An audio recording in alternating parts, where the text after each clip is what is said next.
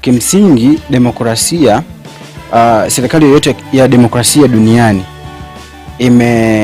imejikita zaidi kwamba nguvu yake pamoja na kupata kwake nafasi ipo kwa watu. Kwa hiyo ina maana kwamba ili mtu aitwe rais, aitwe mbunge, aitwe diwani, aitwe mwenyekiti, ina maana kwamba huyu mtu anatakiwa apewe nguvu na watu wenyewe. Kwa hiyo watu ndio watamchagua, alafu yeye atashika ile hatamu na kuongoza vile ambavyo yeye aliwaahidi wale watu kwamba nitafanya hili na hili. Kwa hiyo anatakiwa alitekeleze lile. Na serikali yeyote iliyokusanya demokrasia duniani, kimantiki ni kwamba ni serikali ambayo ndani yake ina uhuru.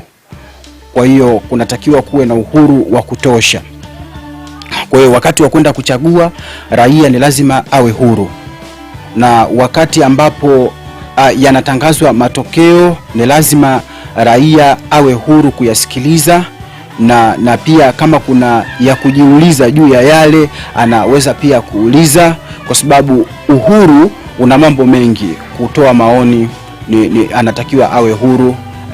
Ina maana kwamba tunapozungumza serikali ya kidemokrasia inakusanya pia yani ile power ya maoni au power ya kuzungumza ya wale raia kwamba hiki kinafaa au hiki hakifai, na ni lazima yapokelewe yale maoni ambayo yanaonekana